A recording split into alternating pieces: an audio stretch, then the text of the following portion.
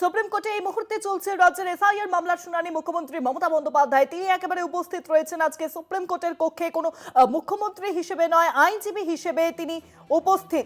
এবং যেই খবর জানা যাচ্ছে যে ইতিমধ্যেই পরবর্তী শুনানির দিন ধার্য করা হয়েছে। রাজ্যের এসআইআর মামলার শুনানি আগামী সোমবার। পরবর্তী মুখ্যমন্ত্রী মমতা বন্দ্যোপাধ্যায় যে ছবি দেখাচ্ছে তিনি কিন্তু ইতিমধ্যেই বেরিয়ে গিয়েছেন শুনানি কক্ষ থেকে।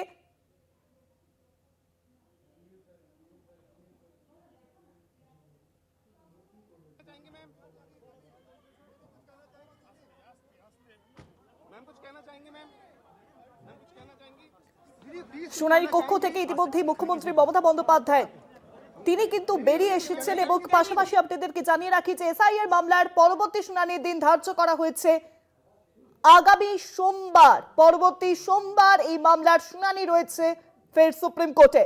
রাজ্যের এসআইআর মামলার শুনানি যেখানে আজ মুখ্যমন্ত্রী মমতা বন্দ্যোপাধ্যায় তিনি একেবারে উপস্থিত হন। আইনজীবী হিসেবে তিনি প্রশ্ন করেন, একাধিক প্রশ্ন তোলা হয় মুখ্যমন্ত্রীর তরফে। তিনি প্রশ্ন তোলেন যে রাজ্যে যে চলছে এসআইআর শুনানি অর্থাৎ ভোটার তালিকা নেবের সংশোধনী প্রক্রিয়া, সেখানে দেখা যাচ্ছে যে এসআইআর প্রক্রিয়াতে বিয়ের পর শ্বশুর বাড়ি গেলে পদবি বদল হয় অনেকের। তা নিয়েও প্রশ্ন তোলা হচ্ছে কেন স্বামীর পদবি ব্যবহার। এরকম কয়েকজন মহিলার নাম তালিকা থেকে বাদ দেওয়া হয়েছে। এসআইআর এর শুনানিতে তালিকা থেকে বাদ দেওয়া হয়েছে বহু মহিলার নাম যারা একেবারে শ্বশুর বাড়ি গিয়ে যাদের পদবি বদলেছে এবং স্বামীর পদবি তারা ব্যবহার করছেন। সেই ইস্যুকে সামনে রেখেই নাম বাদ দেওয়া হচ্ছে। তা নিয়ে প্রশ্ন তুলেছেন মুখ্যমন্ত্রী। গরিব সাধারণ মানুষের বাড়ি কিনে ঠিকানা বদলেছে মুখ্যমন্ত্রী মমতা বন্দ্যোপাধ্যায়। তিনি ইতিমধ্যে সওয়াল শেষে শুনানি কক্ষ থেকে বেরিয়েছেন। সেই ছবি আপনাদের দেখাচ্ছি আমরা কলকাতা টিভিতে।